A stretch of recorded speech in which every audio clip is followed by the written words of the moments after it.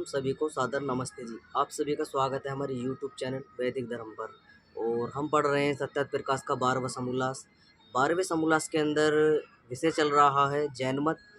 जैन मत के अंदर आज हम पढ़ेंगे कि जैन साधु जो होते हैं वो मुख पर पट्टी क्यों बांधते हैं, क्या कारण है उनका मुख पर पट्टी बांधने का, और किस प्रकार से वो व्याख्या करते हैं कि मुख पर जो है पट्टी बांधने से जो है जीवों को कष्ट नहीं पहुंचता है। अन्यथा जैसे हम श्वास लेते हैं, श्वास के कारण जो है अनेकों प्रकार से जो है जब हम श्वास लेकर श्वास छोड़ते हैं तो हमारे मुख से जो है गर्म वायु जो निकलती है, उस वायु को निकलने के कारण जो है हमारे मुख से कुछ जीवों की जो है हानियाँ हो जाती है। जो वातावरण के अंदर यानी बहुत ही सूक्ष्म जीव हैं, उनको हानियाँ पहुंचती हैं, तो वो मृत्यु उनकी हो जाती है। इस प्रकार का दृष्टांत जो है जैनियों के द्वारा दिया जाता है कि हमें अपने मुख पर जो है पट्टी बांध कर रखनी चाहिए।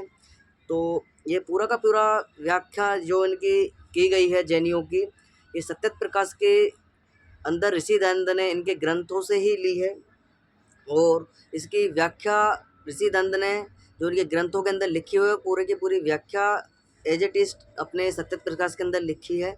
तो आज हम विस्तार से चर्चा करेंगे क्या कारण है और वैदिक सिद्धांत क्या कहता है कि मुख पर पट्टी बांधने से वास्तव में जीवों को कुछ हानि होती है या नहीं होती, जीवों की मृत्यु होती है या नहीं होती। जीव के विषय में भी समझेंगे कि वो कौन सा जीव है और इस प्रकार से पट्टी बांधने से उस कौन से जीव को जो है सबसे ज़्यादा हानि होती है। तो जितने भी लोग चैनल से जुड़े हुए हैं, चैनल को सब्सक्राइब कर लें, वीडियो को लाइक कर दें। कोई प्रश्न है कमेंट बॉक्स में लिख लिख सकते हैं।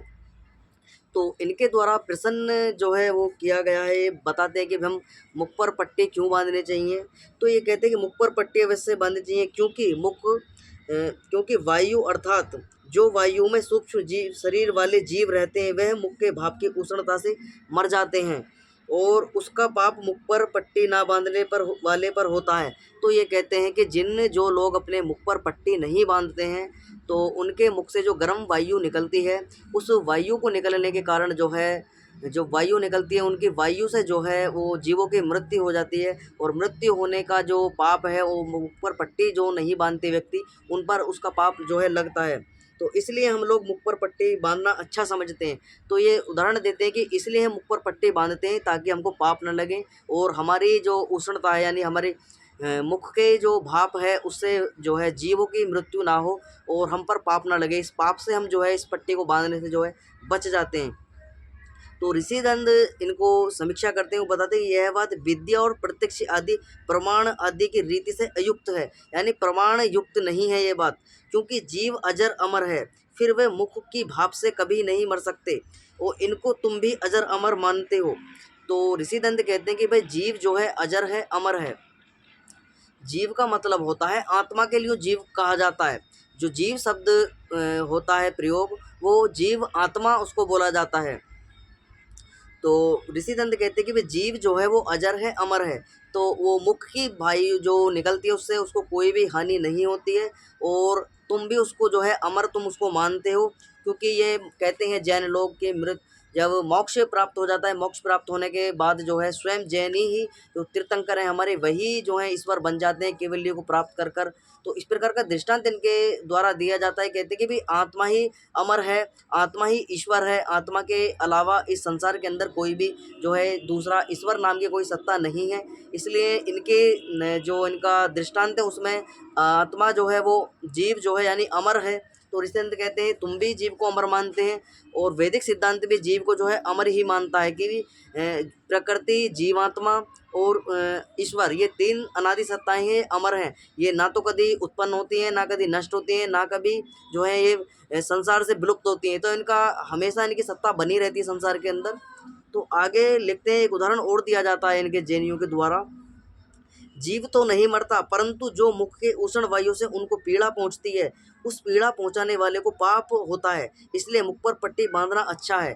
तो ये कहते हैं जैनी लोग जीव तो नहीं मरते, लेकिन वायु से जो उनको पीड़ा पहुंचती है, पीड़ा पहुंचने के जो पीड़ा पहुंचाते हैं हमारे मुख से जो वायु निकलती है, उसका पाप जो है मुख पर जो पट्टी नहीं बांधते उनको लगता है मुख पर पट्टी बांधना इसलिए हमको अच्छा लगता है, हम इसलिए मुख पर पट्टी बांधते हैं। अब ऋषि दयानंद जो है समीक्षा करते हैं इसकी, यह भी तुम्हारी बात जो है सर्वथा असंभव है। तो ऋषिदंत कहते हैं कि ये बात जो है तुम्हारी सर्वथा असंभव बातें हैं तुम्हारी, क्योंकि पीड़ा दिए बिना किसी जीव की किंचित भी निर्वाह नहीं हो सकता है। जब मुख के वायु से तुम्हारे मत में जीवों को पीड़ा पहुँचती है तो चलने फिरने, बैठने, हाथ उठाने और नेत्र आदि के चलाने में भी पीड़ा पीड़ा अवश्य पहुँचती होगी। इसलिए तुम भी जीवों को पीड़ा पहुँचाने से पृथक नहीं रह सकते। तो ये दृष्टांत इनके द्वारा दिया जाता है जैनियों के द्वारा कि जी हम मुख पर पट्टे बांधते हैं और सब प्रकार के जो हैं हम जो एक सावधानियां बरतते हैं अपने जीवन के अंदर कि हमसे कोई जो है किसी जीव की हत्या ना हो जाए। तो ऋषि दंत बताते हैं कि भाई तुम मानते हो कि मुख से ही जो है जीवों की हत्या होती है, मुख को यानी श्वास लेने से ही हमारे जीव की जो है हत्या हो जाती है। तो भैया तुम वाकई जो क्रिया अपने शरीर के साथ में करते हो, उठते हो, बैठते हो, हाथ चलाते हो, नेत्रों से देखते हो, नेत्रों को झपकते हो, पलक आदि आप झपकते हो, तो और जो है तुम भोजन आदि भी करते हो, अनेकों प्रकार का संसार के अंदर तुम व्यवहार करते हो, तो भैया उससे भी तुम पृथक नहीं रह सकते। तो इससे तो और ज़्यादा हानियाँ होती हैं, जीव तो उससे ज़्यादा मरते होंगे। और लेकिन तुम कहते हो कि भाई मुख पर पट्टी बांधने से ही जीव जो है नहीं मरता है। तो ये सर्वथा तुम्हारी बातें जो हैं इसका निषेध है। ये वैदिक सिद्धांत इसको नहीं मानता, इस प्रकार से जीवों की हानियाँ नहीं होती हैं।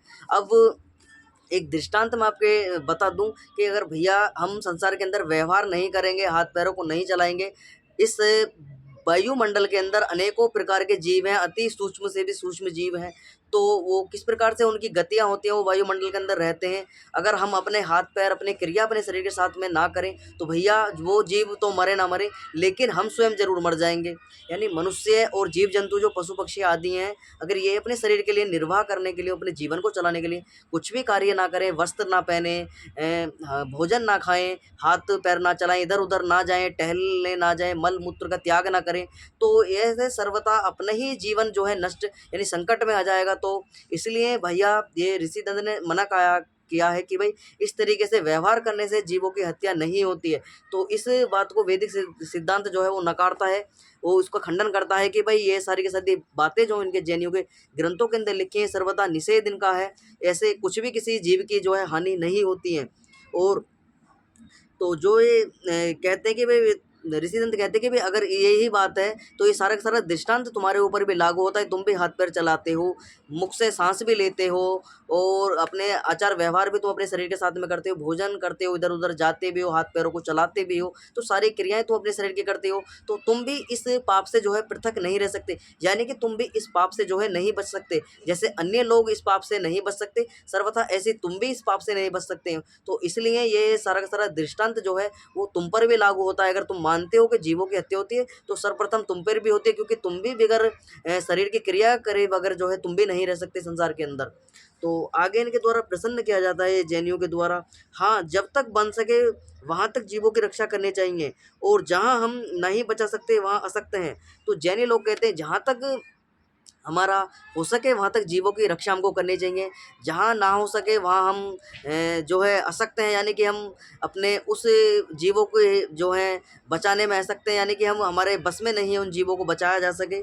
तो आगे लिखते हैं, क्योंकि सब वायु आदि पदार्थों में जीव भरे हुए हैं, जो हम मुख पर कपड़ा ना बांधे तो बहुत जीव मरे, कपड़ा बांधने से न्यून मरते हैं। तो ये कहते हैं कि वायुमंडल यानी वायु के अंदर अनेकों सहस्त्रों लाखों करोड़ों अरबों जीव जो हैं वायुमंडल के अंदर हैं, वायु के अंदर गति करते हैं, वायु के अंदर रहते हैं। अगर हम अपने मुख पर पट्टी ना बांधें तो उनकी जो है हत्याएं ज़्यादा होंगी, ज़्यादा उनको पीड़ाएं पहुँचेंगी। इसलिए जब मुख पर पट्टी बांध लेते हैं तो उनको न्यून पीड़ा उनको पहुँचती है। ये जैनियों के द्वारा तर्क दिया जाता है। तो ऋषिदंत की समीक्षा करते हैं कि यह भी तुम्हारा जो कथन है युक्ति शून्य यानी युक्ति प्रमाण से शून्य है, ये तुम्हारा सर्वथा निषेध है, तुम्हारा इसमें कोई भी तथ्य है, तुम्हारे इस जो तुम्हारे द्वारा दृष्टांत दिया गया उसमें कोई भी सत्यता इतनी नहीं है। आगे लिखते ऋषिदंत सरस्वती, क्योंकि कपड़ा बांधने से जीवों को अधिक दुख पहुंचता है। तो ऋषिदंत कहते हैं कपड़ा बांधने से जीवों को जो है अधिक दुख पहुंचता है। जब कोई मुख पर कपड़ा बांधे तो उसका मुख का वायु रुख के नीचे व पार्श्व और मौन समय में नासिका द्वारा इकट्ठा होकर वेग से निकलता है। तो ऋषिदंत कहते हैं जब हम अपने श्वास को रोक लेते हैं और कोई अवरोध अपने मुख के ऊपर या नासिका के ऊपर हम लगा दें, तो हम देखते हैं कि भाई हमारी जो वायु है हमारे मुख यानी जो हमारे श्वास लेने की जो गति है वो बहुत तेज़ हो जाती है। और जब हम मुख पर पट्टी नहीं रखते वो नॉर्मल हमारी गति रहती है श्वास लेने की। तो ऋषिदंत कहते हैं कि भाई इससे जो है जीव यानी जीवात्मा अपने ही शरीर को सबसे ज़्यादा कष्ट पहुंचता है। जीव यानी जो वायुमंडल के अंदर जीव है उनको तो बाद में ही पहुंचता है, लेकिन स्वयं जो हम इस प्रकार का अवरोध अपने मुख पर लगाते हैं उससे ज़्यादा वायु यानी ज़्यादा जो दुख है वो हमारी जीवात्मा को पहुंचता है। मुख पर पट्टी बांधने का ऋषि बताते कि भाई दुर्गंध है, कहीं पर दुर्गंध है, ज़्यादा ही कहीं का वातावरण या जो दूषित वायु जहाँ की है वहाँ पर हमको मुख पर पट्टी कुछ समय के लिए लगा लेनी चाहिए। उसका निषेध नहीं करते, लगा लेनी चाहिए ऋषिदंत कहते हैं, लेकिन ये हर समय मुख पर पट्टी बांध कर रहना तो इस पर सर्वथा निषेध का किया गया है। तो ये कोरोना का समय आया था, लोगों ने खूब मास्क आदि लगाए थे, कपड़ा आदि लोग लगाते थे, क्योंकि उस वायुमंडल के अंदर जो है अनेकों प्रकार के सूक्ष्म बैक्टीरिया जिसको वायरस कहा जाता है वो इतनी तीव्र मात्रा के अंदर फैल चुका था कि लोग इन्फेक्टेड उससे हो रहे थे। तो उससे बचाव हो सके हमारे जो शरीर के श्वास के द्वारा जो है हमारे शरीर में वो बैक्टीरिया जो है वो ना जा सके, तो कुछ जहाँ पर बीमारियों को ज़्यादा प्रकोप है या दुर्गंध है, प्रदूषण ज़्यादा है, तो वहाँ पर इस तरीके से जो है अपने जहाँ तक रक्षा हो सके वहाँ तक हमको लगा लेना चाहिए। लेकिन जैनी लोग जो है हर समय लगा कर रखते हैं, तो ऋषिदंत का खंडन करते हैं कि भाई शास्त्रों के अंदर इसका निषेध है, ये सर्वदा हर समय नहीं लगानी चाहिए। इससे जो है हमारे फेफड़े यानी जो हमारे लंग्स हैं वो कार्य यानी उनकी गति जो है बहुत तेज़ हो जाती है श्वास लेने की, और जो हमारा वो यानी हमारे वायु है, हमारे वायु जो श्वास लेने की वायु है उसकी गति तेज़ हो जाती है, और जिस कारण से हमारा जो शरीर है उसका टेम्परेचर भी बढ़ जाता है। टेम्परेचर बढ़ने के कारण हमारा ब्लड प्रेशर भी हाई हो जाता है। तो ऋषि लिखते हैं बहुत सारी दिक्कत इससे हो जाती हैं। आगे लिखते हैं ऋषि सरस्वती उससे उष्णता अधिक होकर जीवों को विशेष पीड़ा तुम्हारे मत अनुसार पहुंचती होगी। देखो जैसे घर व कोठरी के सब दरवाजे बंद किए जाएं, पर्दे आदि डाल दिए जाएं, उसमें उष्णता जो है विशेष होती है। तो ऋषि लिखते हैं अगर कोई बंद यानी कोई कमरा है, कोई घर है, उसके सारे उसको दरवाजे खिड़कियां पर्दे आदि डाल दिए जाएं और उसके अंदर देखा जाए तो, और बाहर का वातावरण है और कमरे का जो वातावरण है उसमें बहुत यानी कि अंतर उसके अंदर आ जाएगा। जो कमरे का वातावरण है उसके अंदर अधिक तुमको उष्णता उसके अंदर देखने को मिलेगी, और जो बाहर के जो वातावरण है उसके अंदर शीतलता तुमको देखने को मिलेगी।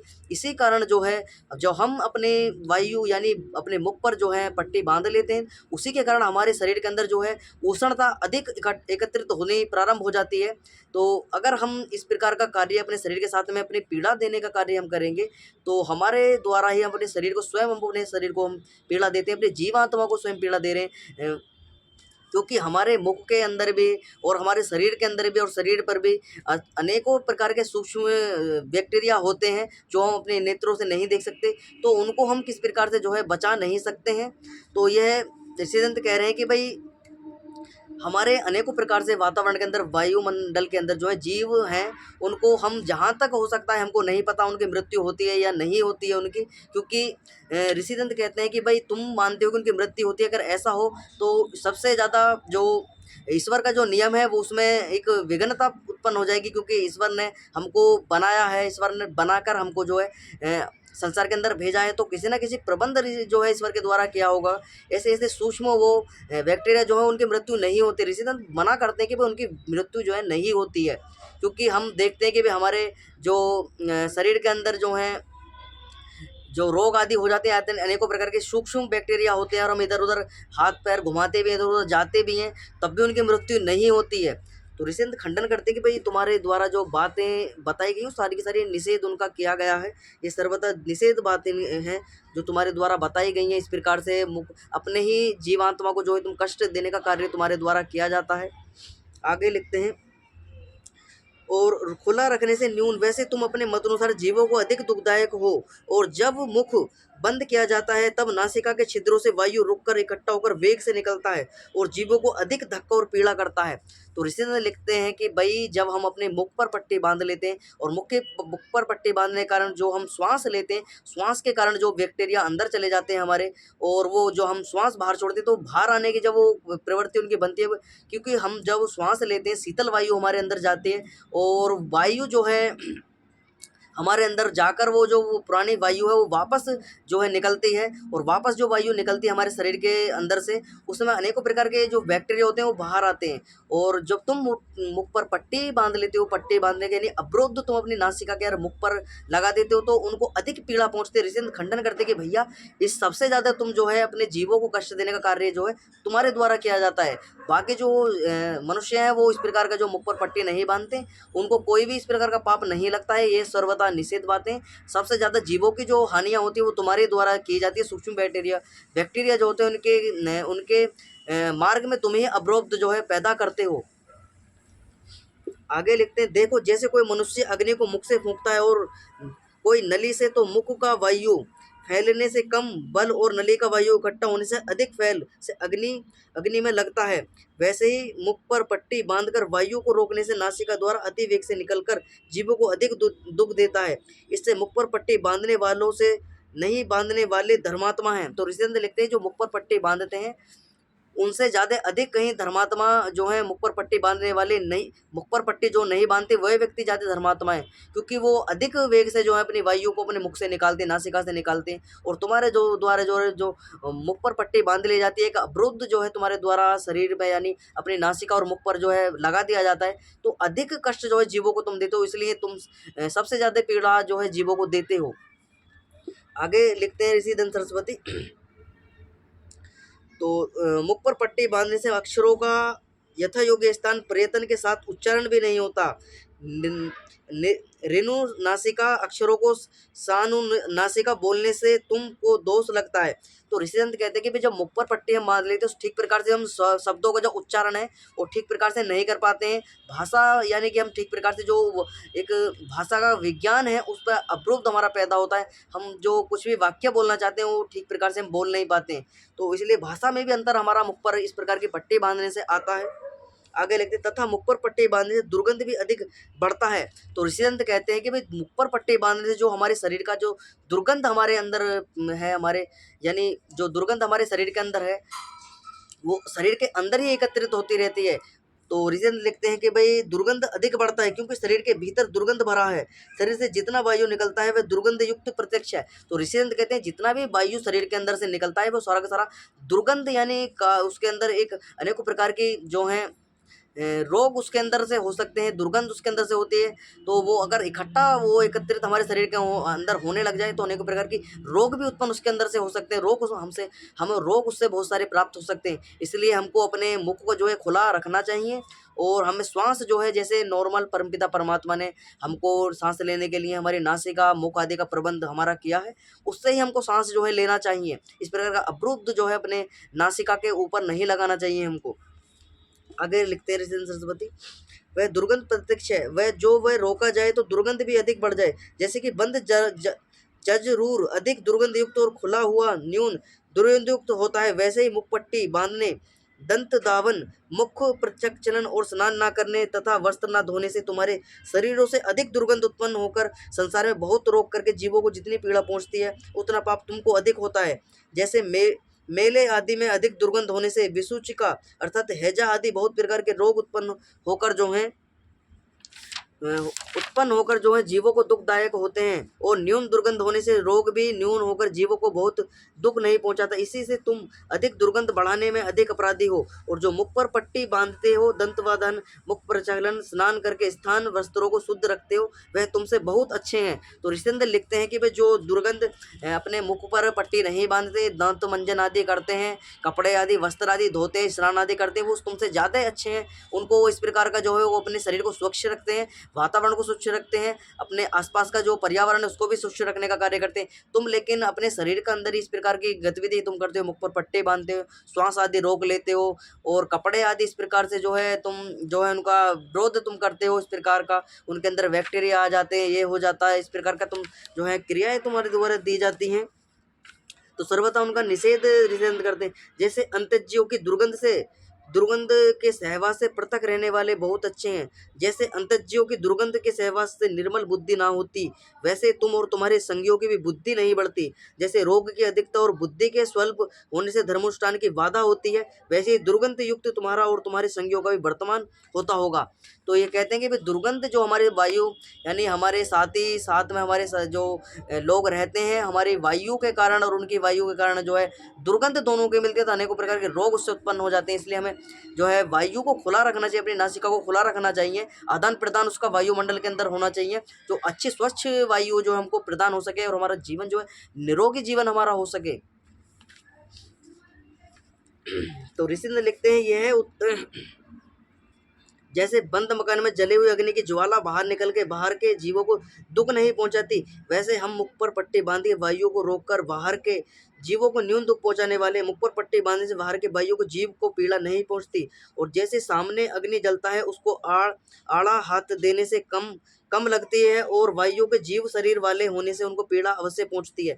तो जैनी लोग कहते हैं कि भाई जो बंद मकान है यानी अगली जो है उसके अंदर करते तो अधिक जो है दुख पहुंचता है, वैसे हम मुख पर पट्टी बांध के वायु को रोक के बाहर जीवों को न्यून दुख पहुंचाने वाले हैं। तो ये कहते हैं मुख पर पट्टी बांधने से घुमा फिरा कर वही बात इनके ग्रंथों के अंदर लिखी गई है बार बार कि हम मुख पर पट्टी बांधे, मुख पर पट्टी बांधे, मुख पर पट्टी बांधने से जो है रोग जो है जीवों को कम कष्ट पहुंचता है। और इस प्रकार से अनेकों प्रकार के इनके द्वारा तर्क दिए गए, किसी न प्रकार से अपना अपना अपना वर्चस्व दिखाने का कार्य इन्होंने किया कि भाई हम अच्छे हैं, हमारा मुख पर पट्टी बांधना सर्वथा अच्छा है। तो ऋषि लिखते हैं ये तुम्हारी बात लड़कपन की है। प्रथम तो देखो जहाँ छिद्र और भीतर के वायु का योग बाहर के वायु के साथ ना हो तो वहाँ अग्नि जल ही नहीं सकता। तो ऋषिदंत कहते हैं कि भाई जहाँ पर वायु ना हो और वहाँ पर तुम अग्नि नहीं जला सकते, क्योंकि जो ऑक्सीजन है और जो वायुमंडल है इसी के अंदर अग्नि हम जला सकते हैं। और जहाँ पर ऑक्सीजन लेवल 0 होता है अग्नि वहाँ पर नहीं जलती, अग्नि का प्रविष्ट भी वहाँ पर नहीं होता है। इसी प्रकार जो है ये कहते हैं कि भाई हमारे अंदर जो है अग्नि जलती है हमारे शरीर के अंदर। तो ऋषिदंत कहते हैं भैया हमारा जो पेट है यानी अमाशय है हमारा अंदर, उसके अंदर अग्नि इस प्रकार की नहीं जलती है जिस प्रकार की तुम अग्नि सोचते हो। जो भौतिक अग्नि तुम देखते हो जो जिस पर भोजन आदि पकाते हैं उस तरह की अग्नि हमारे शरीर के अंदर नहीं होती है। हमारे अंदर जो अग्नि होती है वो अग्नि इस प्रकार की होती है यानी उष्णता हमारे अंदर होती है। उष्णता किस लिए हमारे जठर अग्नि होती है, भोजन को पकाने के लिए होती है यानी पचाने के लिए होती है। उसको ठीक प्रकार से वो पच जाए, पचने के बाद में उसका ठीक प्रकार से जो है मल अलग हो जाए और जो अच्छी जो उससे जो हमारा पौष्टिकता है वो हमको मिल जाए। तो उसको पकाने के लिए भोजन को हमारे अंदर जो जठर अग्नि होती है उसके अंदर उष्णता जो है भोजन के द्वारा उत्पन्न होती है। जठर जैसे हमारे भोजन हमारे जो है उधर यानी पेट के अंदर गया तो हमारा जो सिस्टम है वो एकदम उष्णता पैदा करना प्रारंभ कर देता है। उष्णता जब हमारे तुम कभी भी देखना जब तुम अपना भोजन करोगे, भोजन करने के बाद में अपना तुम देखना पेट के अंदर तो तुम पेट पर हाथ लगा कर देखना तो तुमको महसूस होगा कि हमारा जो पेट है उसकी जो उष्णता है यानी कि अधिक होनी प्रारंभ हो जाती है। और जब हम भोजन करने के कुछ समय बीतता है 2 घंटे 4-5 घंटे हो जाते हैं तो नॉर्मल हमारे जो उसका टेम्परेचर है वो होने लगता है वायुमंडल के जैसा ही। तो वैसे ये जो अग्नि है हमारे जीवन के लिए बहुत ही अच्छी है। इसी के कारण जो है हमारा शरीर के अंदर जो है सारा का सारा संचालन हमारे जो है होता है, हम गति हमारे शरीर की होती है, हम कार्य कर पाते हैं। अग्नि होनी बहुत ज़रूरी है हमारे शरीर के अंदर। वो अग्नि इस प्रकार की नहीं है जो भौतिक अग्नि बाहर तुम देखते हो, इस प्रकार की अग्नि नहीं है, वो बहुत सूक्ष्म अग्नि है। वो परमपिता परमात्मा के द्वारा व्यवस्था की गई है भोजन आदि पचाने के लिए, शरीर की रक्षा करने के लिए। शरीर जब हम देखते हैं उसके यदि सर्दी होती है, अभी सर्दियों का समय बीता है तो सर्दियों के समय जो है हमारा शरीर जो है वो गर्म हमको रखता है। और जो है जब गर्मी आती है तो हमारा शरीर जो है वो शीतलता एकदम जो है कुछ शीतलता हमारे शरीर के अंदर हमारी त्वचा के अंदर होनी प्रारंभ हो जाती है। तो ये हमारा वातावरण यानी पर्यावरण के आधार पर ही हमारा जो है जैसा वायुमंडल का जो है वायु होती है यानी वायुमंडल का जैसे जैसे जो है जैसा जैसा मौसम होता है वायुमंडल के अंदर वैसी प्रकार से हमारा शरीर भी कार्य करता है। तो ऋषि लिखते हैं कि भाई इस प्रकार से जो है ये सारी की सारी गपोड़बाजी तुम्हारे ग्रंथों के अंदर लिखी है, सर्वथा निषेध है इसका। आगे लिखते हैं ऋषिधन सरस्वती, जैसे पृथ्वी पर रहने वाले मनुष्य आदि प्राण बाहर के वायु के योग के बिना योग के बिना नहीं जी सकते, वैसे अग्नि भी नहीं जल सकता। जब एक ओर से अग्नि का वेग रोका जाए और तो दूसरी ओर अधिक वेग से निकलेगा, और हाथ की आड़ करने से मुख पर आँच न्यून लगती है, परंतु वह आँच हाथ पर अधिक लग रही है, इसलिए तुम्हारी बात ठीक है। तो ये कहते हैं कि आड़ा कर लेना चाहिए, इस प्रकार का कुछ कर लेना चाहिए तो अधिक कष्ट नहीं पहुंचता। ऋषिदंत कहते हैं भैया आड़ा करने से जो है, तुम कहते हो आग के सामने इस प्रकार से कर देना चाहिए तो मुख पर अग्नि नहीं आएगी। तो भैया मुख पर अग्नि नहीं आएगी, लेकिन हाथ तो जल ही जाएगा हमारा। हाथ पर तो अग्नि की लपटें आएंगी, अग्नि के संपर्क में हाथ तो आ जाएगा, हाथ तो हमारा जलेगा ही। तो ये भी, इसका भी खंडन ऋषिदंत के द्वारा कर दिया जाता है कि भाई ये भी शास्त्र विरुद्ध बातें हैं। आगे लिखते हैं ऋषिदंत सरस्वती। अब यह इनके द्वारा प्रसन्न किया जाता है जैनियों के द्वारा एक और, कि इसको सब कोई जानता है कि जब किसी बड़े मनुष्य से छोटा मनुष्य कान में वह निकट होकर बात कहता है, तब मुख पर पल्ला व हाथ लगता है, इसलिए कि मुख से थूक उड़कर वह दुर्गंध उसको ना लगे। और जब पुस्तक बाँचता है तब अवश्य थूक उड़कर उस पर गिरने से उत्कृष्ट होकर बिगड़ जाता है, इसलिए मुख पर पट्टी बांधना अच्छा है। तो ये कहते हैं कि हम जब किसी से बात करते हैं, किसी से संवाद हमारा होता है, तो संवाद जब हम करते हैं तो मुख पर से थूक दुर्गंध आदि जाती है, उससे उसका बचाव होता है। तो ऋषिंद लिखते हैं कि भाई, और जब हम किताब आदि पढ़ते हैं तो उस पर भी थूक आदि चला जाता है। तो ये कहते हैं जैनी लोगों के द्वारा तर्क दिया जाता है। और ऋषिदंत किस प्रकार से शास्त्रों के आधार पर व्याख्या करते हैं, इससे ये सिद्ध हुआ कि जीव अर्थ मुख पर पट्टी बांधना व्यर्थ है। और जब कोई बड़े मनुष्य से बात करता है तब मुख पर हाथ व पल्ला इसलिए रखता है कि उसका गुप्त बात को दूसरा कोई ना सुन लेवे, क्योंकि जब कोई प्रसिद्ध बात करता है तब कोई भी मुख पर हाथ व पल्ला नहीं धरता। तो ऋषिदंत कहते हैं जो कोई प्रसिद्ध बात करता है, यानी कोई अच्छी बात कोई करता है तो क्यों अपने मुंह को छुपाएगा, क्यों मुंह, तो मुंह पर अवरुद्ध जाओगे, कहाँ पर पैदा किया जाता है कि कोई ऐसी कोई बात है अति कोई जिसको दूसरा व्यक्ति ना सुन ले, इसलिए मुंह पर हम कान में या मुख पर उस बात को कहते हैं कि जिससे कोई दूसरा व्यक्ति उसको सुन ना ले, और सुनने के कारण जो है कोई हमारे विघटन हमारे जो जीवन के अंदर ना आ जाए। उस बात को जो है कोई अच्छी बात हो सकती थी या गलत बात हो सकती थी, गलत बातों का ही ज़्यादा इस प्रकार से आदान प्रदान किया जाता है कि मुख पर हाथ लगाकर कान में की जाने वाली बात जो होती है वो गलत बातों का ही किया जाता है। कोई सहारा इस प्रकार का होता है कि किस प्रकार का एक जो है उसको बताते हैं कि भाई इस प्रकार से जो है उसको भाई ये गलत है या ये तुम्हारे साथ में हानि होनी है, इस प्रकार का कुछ होने वाला, तो वहाँ पर हम इस प्रकार का प्रयोग हम करते हैं। जो सत्य बात होती है सबको मान्य होती है, उसका हम खूब प्रचार प्रसार हम करते हैं, जोर से खूब बोलते हैं, अच्छे से बताते हैं, सभी मनुष्यों को सुनाते हैं कि भाई ये बात अच्छी है, प्रसिद्धि उसकी करते हैं। तो इसलिए इसका खंडन करते हैं कि भाई ये भी तुम्हारा बात जो है गलत है। आगे लिखते हैं ऋषिदंत सरस्वती, उस गुप्त बात को दूसरा ना सुन लेवे, क्योंकि जब कोई प्रसिद्ध बात करता है तो उसको मुख पर पट्टी बल्ला नहीं धरता। इससे विदित होता है कि गुप्त बात के लिए वह बात दंत वांदित ना करने से तुम्हारी मुख आदि अवयवों से अत्यंत दुर्गंध निकलता है, और जब तुम किसी के पास व कोई तुम्हारे पास बैठता होगा तो बिना दुर्गंध के अन्य क्या होता होगा। इसलिए इत्यादि मुख के आड़ हाथ व पल्ला देने के प्रयोजन अन्य बहुत, जैसे बहुत मनुष्य के सामने गुप्त बातें करने में जो हाथ व पल्ला लगाया जाए तो दूसरों की ओर वायु के फैलने से बात भी फैल जाए। जब वे दोनों एकांत में बात करते हैं तो मुख पर हाथ व पल्ला इसलिए लगाते हैं कि ये तीसरा कोई सुनना वे बड़ों की सुनने वाला नहीं, जो बड़ों ही के ऊपर थूक ना गिरे, इससे क्या छोटों के ऊपर थूक गिरना चाहिए। तो ऋषिदंत कहते हैं कि भाई हम जब किसी से बात करते हैं तो किसी बड़े व्यक्ति के ऊपर उसका थूकना हमारा चला जाए। तो ऋषिदंत कहते हैं कि भैया ऐसा नहीं है।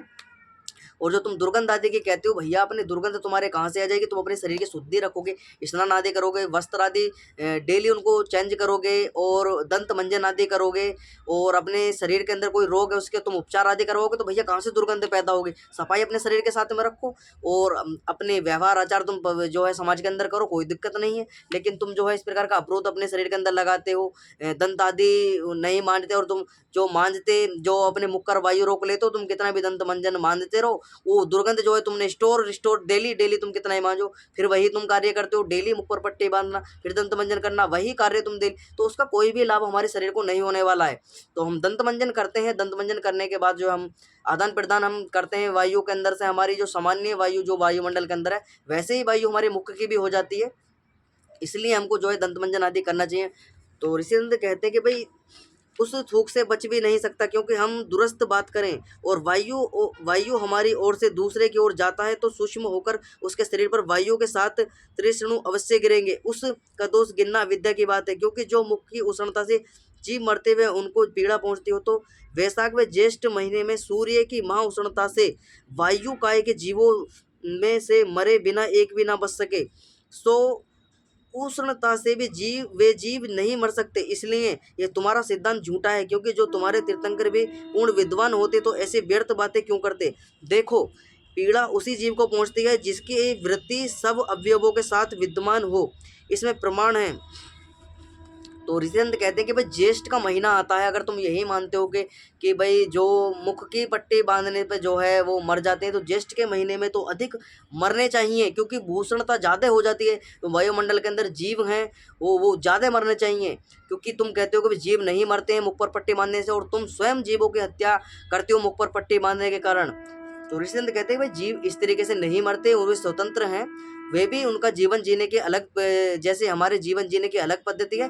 हर जीव की जो है अलग अलग जो शरीर यानी योनियां, उनके अलग अलग प्रकार से जीवों की जीने की प्रवृत्ति है। कोई किस प्रकार से जीता है, कोई किस प्रकार से खाता है, कोई किस प्रकार से पीता है। तो सभी ये मनुष्यों का जो है यानी जीव योनि यानी योनियां। तो ऋषिचंद कहते हैं कि भाई ये जो योनियां बनाई गई परमपिता परमात्मा ने अपनी व्यवस्था से बनाई हैं, और उनको अपने अपने तरीके से जीने का, खाने का, पीने का अधिकार उनको व्यवस्था उनके ज्ञान में की है, क्योंकि ये ज्ञान जो है जीवात्मा जो यानी कि जो पशु पक्षी कीट पतंग कीड़े मकोड़े आदि हैं, इनको जो है स्वाभाविक ज्ञान जो है परमपिता परमात्मा के द्वारा दिया जाता है। बच्चा पैदा करना, खाना पीना, इधर उधर घूमना, इतना ज्ञान इनको मिल जाता है। और मनुष्य जो है वो अपना सारा का सारा ज्ञान जो है वो इस संसार के अंदर आके, कुछ तो पूर्व जन्म का उसके अंदर संस्कार होते हैं, कुछ इस जन्म में आकर वर्तमान के जीवन के अंदर संस्कार बनते हैं। तो ये मनुष्यों के लिए ही व्यवस्था है सारी। जो अदर जो योनियां बनाई गई वो सारी की सारी भोग योनियां हैं, उनको इतना ज्ञान सारा का सारा परमपिता परमात्मा के द्वारा दिया गया है। हमको श्वास किस प्रकार से लेना है, भोजन किस प्रकार से करना है, कौन सा भोजन करना है, वो उनको वो बता दिया गया है, वो उसी भोजन को वो करते हैं। गाय जो है शाकाहारी है, वो शाकाहार को अपनाती है, मांस नहीं खाती। तो इसी प्रकार अगर मनुष्य को लिया जाए, मनुष्य को उदाहरण लिया जाए, मनुष्य भैया मांस भी चाट जाता है, शराब भी पी जाता है, तम्बाकू भी खा जाता है, जो मिल जाए सब चाट जाता है मनुष्य। मनुष्य के इस व्यक्ति जो अपनी स्वतंत्रता का मनुष्य जो है इतना फ़ायदा उठाता है कि वो अपने अपने स्वार्थ के लिए जो अपने जीव को अपने स्वार्थ देने के लिए वो जीवों की हत्या, जीवों का मांस, अंडे, मीट, मदिरा, दारू, शराब, गुटखे, बीड़ी सबको चट कर जाता है। और बाद में जो है वो कहता है कि भाई हम इतना बुद्धिमान है, हम तो बहुत अच्छे हैं, शराब पीने में क्या दिक्कत है, शराब से तो कुछ नहीं होता, तम्बाकू खाने से कुछ नहीं होता, हमको ये जो है। भैया तुम अपने शरीर के साथ में जब तुम्हें बुद्धि दी है परमपिता परमात्मा ने, तो तुम्हें भोजन की भी तो तुम्हें चयन करने के लिए बुद्धि दी है भाई, हम क्या हमारे शरीर के लिए अच्छा है, कौन सा भोजन हमारे स्वास्थ्य के लिए, हमारे शरीर के लिए लाभदायक है, कौन से भोजन से हमारे शरीर को हानियाँ हो सकती हैं, तो उसका त्याग भी तो हमको करने चाहिए। लेकिन जानबूझकर लोग जो हैं अपने शरीर को जो है कष्ट देने का कार्य करते हैं। कोई शराब इसके अल्कोहल इसके अंदर डालता है, कोई तंबाकू डालता है, कोई मांस मदिरा इसके अंदर यानी कब्रिस्तान अपने शरीर को बनाता है, दूसरे जीव जंतुओं के शरीर का जो मांस है उसको अपने शरीर के अंदर डालने का कार्य करता है। भैया तुम्हारा पेट है या कब्रिस्तान, इससे पता लगता है कि मनुष्य जो है सबसे ज़्यादा ये इतना स्वतंत्र भी अच्छा भी है, और सबसे ज़्यादा खराब भी इसके अंदर मनुष्यता पाई जाती है। तो वास्तव में मनुष्यता अपने अंदर धारण करनी पड़ती है, तो वैदिक सिद्धांतों को अपने अंदर धारण करना पड़ेगा, वैदिक पद्धति में जीना पड़ेगा हमको, वैदिक जो मत है उसको स्वीकार करना पड़ेगा। जब जाकर हम एक आर्य प्रवृत्ति को हम धारण करेंगे, जब जाकर हम समाज के अंदर एक अच्छे व्यक्तित्व को हम धारण करके समाज के अंदर एक अच्छा व्यक्तित्व अपना दर्शा सकते हैं, समाज की, राष्ट्र की, अपने परिवार की, अपनी स्वयं की आत्मा की उन्नति हम कर सकते हैं। आगे लिखते हैं ऋषि सरस्वती कि भाई एक सांख्य शास्त्र, सांख्य दर्शन का उदाहरण दिया गया ऋषि दंत के द्वारा, कि ये कहते कि भाई जो जो जीवों की हत्या होती है श्वास लेने से इस प्रकार से, तो एक पंच वायुज्ञता सुख स्वस्थिति, जब पांचों इंद्रियों का पांच विषयों के साथ संबंध होता है तभी सुख व दुख की प्राप्ति जीवों को होती है। तो ऋषिचंद्र लिखते हैं जब पांच इंद्रियों का पांच विषयों के साथ में संबंध होता है तभी जाकर जो है सुख दुख की अनुभूति जीवों को होती है। जैसे वादिर को गाली यानी वादिर यानी जो जो बधिर है, बधिर यानी जो बहरा है उसको गाली दी जाए तो उसको गाली सुनाई नहीं पड़ेगी। अंधे को रूप किसी प्रकार से नहीं दिखाई देता। अंधे व्यक्ति को कोई भी जो सामने काला है, नीला है, पीला है, गोरा है, कुछ भी उसको जो है दिखाई नहीं देता है। इसी प्रकार आगे से जो अंधा व्यक्ति है उसके आगे से सर्प चला जाए, उसके पीछे से यानी सांप चला जाए, उसको भी उसको ठीक प्रकार से पता नहीं चलती कि भाई मेरे सामने क्या हो रहा है, कौन मेरे सामने खड़ा है, तो उसको पता नहीं चलता। भय अधिक जीवों को चला जाना, शून्य विहरी वालों को स्पर्श यानी जिनको जिनको शून्य यानी जिनके शरीर में यानी कि किसी प्रकार के जो उनको कोई भी छूकर चला जाए और शून्यता उनको शरीर के अंदर छा चुके यानी शून्य हो चुके हैं, सुई चुभाई जाए, कोई भी उनका जो है कुछ भी का सर्जरी आदि डॉक्टर करते हैं, उनको शून्य का कोई जो है दवाई दे देते हैं और उसके साथ में जो है ट्रीटमेंट करना होता है वो कर देते हैं। तो इस प्रकार से जो है जब हम पांचों इंद्रियों का पांचों विषयों के साथ में हमारा संपर्क होता है तब जाकर दुख और सुख की अनुभूति हमको होती है, अन्यथा ऐसे ही हमको दुख सुख की अनुभूति जीवात्मा को नहीं होती है। आगे लिखते हैं पीनस रोग वाले को गंध नहीं आती, यानी जो नाक यानी पीनस का रोग जिसको हो जाता है उसको दुर्गंध सुगंध कुछ भी उसको महसूस नहीं होती है। आगे लिखते हैं शून्य जीवा वाले को रसना, यानी शून्य जीवा जिसकी रसना यानी जीव की जो शून्यता, जिसके जो शून्यता जीवा के अंदर जो है आ चुकी है, जिसकी जीवा पर किसी प्रकार का स्वाद उसको महसूस नहीं हो रहा है, जीव की जो है जीवा के अंदर शून्यता आ चुकी है, इसी प्रकार उसको रस प्राप्त नहीं हो सकता। इसी प्रकार उन जीवों को भी व्यवस्था है। देखो जब मनुष्य का जीव सुषुप्ति दशा में रहता है तब उसकी सुख व दुख की प्राप्ति कुछ भी नहीं होती। तो हम जब यानी सुसुप्ति सुसुप्ति यानी हम निंद्रा में होते हैं, हम किसी प्रकार का दुख सुख हमको नहीं होता है। तो ऋषि दंत कहते हैं कि भाई उसको निंद्रा यानी सुसुप्ति, एक होती है स्वप्न, एक होती है जागृत, एक होती है सुसुप्ति, जिसको हम निंद्रा के अंदर हम देख सकते हैं कि जब हम निंद्रा में हो जाते हैं हमको किसी प्रकार का कुछ भी हमको पता नहीं रहता है कि हमारे सामने क्या हो रहा है क्या नहीं हो रहा है, कौन आ रहा है कौन जा रहा है, कौन बोल रहा है कौन, जब हम गहन निंद्रा में चले थे उसको कहते हैं सुसुप्ति अवस्था। एक होती है जागृत अवस्था, एक होती है स्वप्न अवस्था। स्वप्न अवस्था उसको कहते हैं कि भाई हमारा शरीर जो है वो रेस्ट में है, लेकिन हमारा मन और इंद्रिया जो है वो कार्य कर रही है, मन और इंद्रिया जो है हमारा विषयों के विषय में सोच रही है, जा रही है, घूम रही है, इस प्रकार का प्रत्यक्ष हमारे ज्ञान इंद्रियों के द्वारा किया जा रहा है, इसको कहते हैं स्वप्न अवस्था। एक होती है जागृत अवस्था, जो हम अब इस टाइम वर्तमान में बैठे हैं यानी जागृत अवस्था उसको कहते हैं, हम वर्तमान में जो क्रिया कर रहे हैं आपके सामने में जो है आपको इस प्रकार व्याख्यान मैं कर रहा हूँ, तो ये सारी की सारी जो है जागृत अवस्था के अंदर आती है। आगे लिखते ऋषि सरस्वती।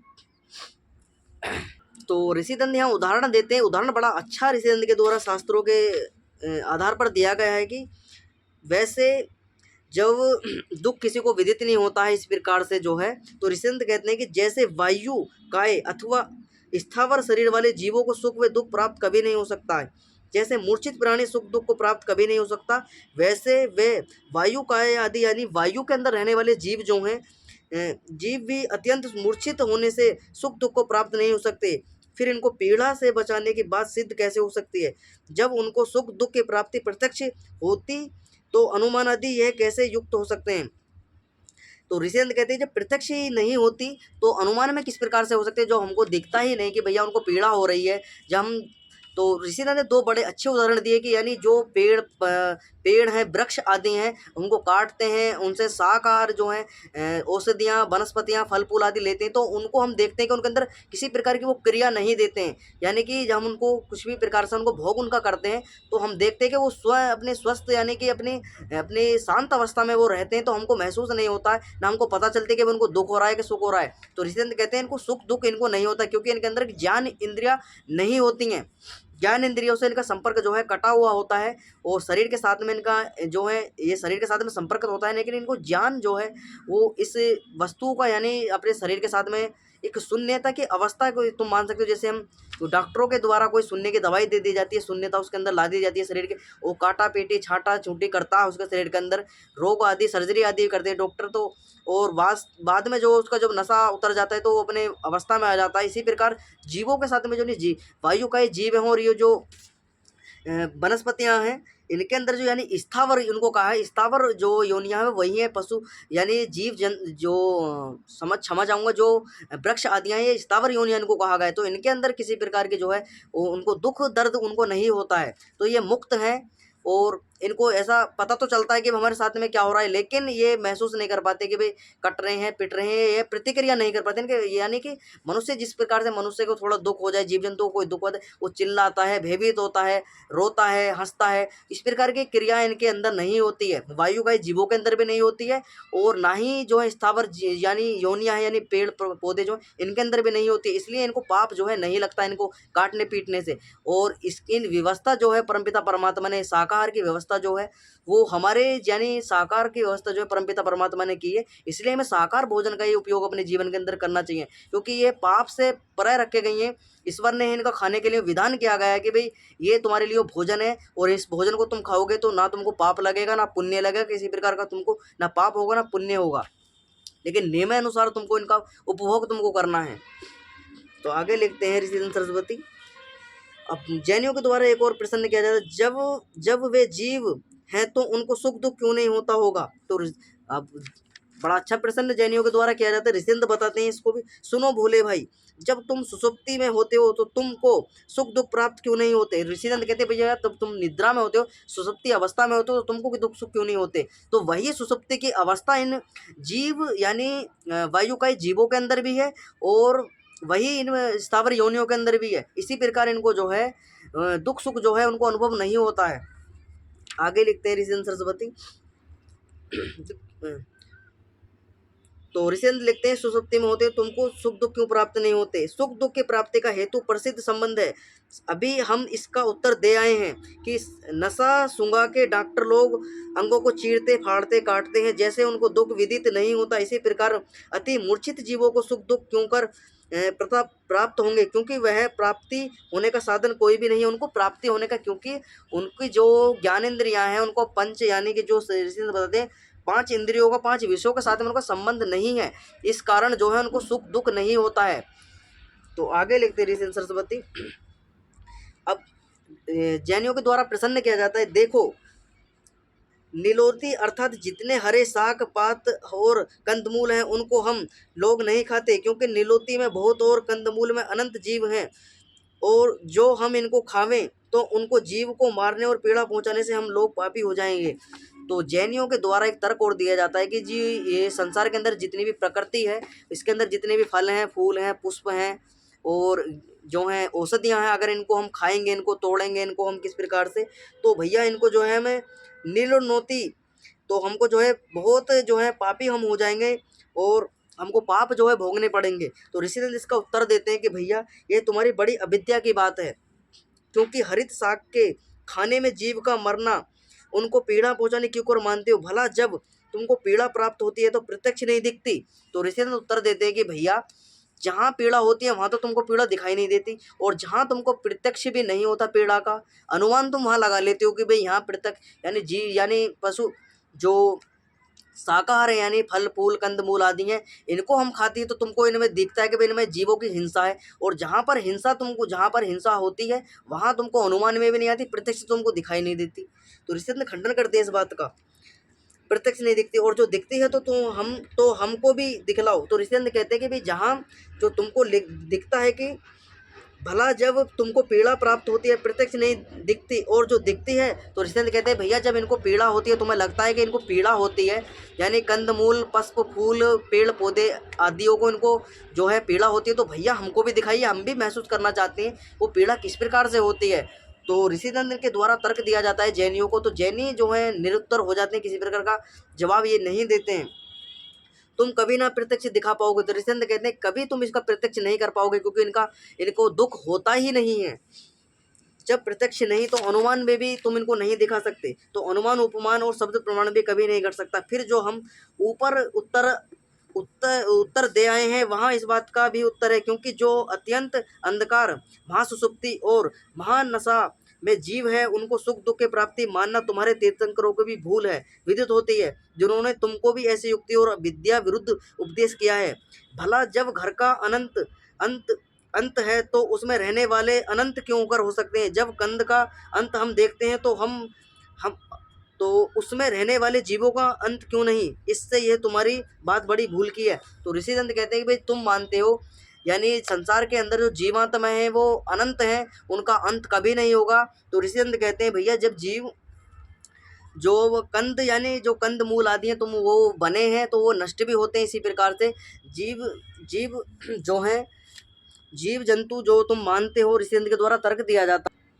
तब ऋषिदंत तर्क देते जब घर का अंत यानी घर जो पंचमहाभूतों से यानी गिट्टी सीमेंट बाजरी आदि इससे मिलाकर हम एक संयोग कर जो हम पंचमहाभूतों से एक मकान का निर्माण करते हैं, उसके अंदर जो यानी मनुष्य रहते हैं, जब उसकी लाइफ है मकान की कि जो इंजीनियरों के द्वारा मिस्त्रियों के द्वारा मकान बनाया जाता है उसके एक काल समय यानी पीरियड एक बता दिया कि भाई ये 50 साल चलेगा, इसकी लिमिट जो है यानी इसकी जो कार्य करने की क्षमता है वो 50 साल तक है, 100 साल तक है, उसके बाद में क्षतिग्रस्त होना प्रारंभ हो जाएगा। इसी प्रकार भैया जो आत्मा जो इसके अंदर शरीर के अंदर है, ये शरीर जो है जो जिसके अंदर आत्मा है वो तो अमर है, लेकिन इसकी जो यानी जो शरीर है यानी योनियां है ये भी इसके भी काल पीरियड है, ये भी क्षतिग्रस्त होना प्रारंभ हो जाता है अपने समय के अनुसार।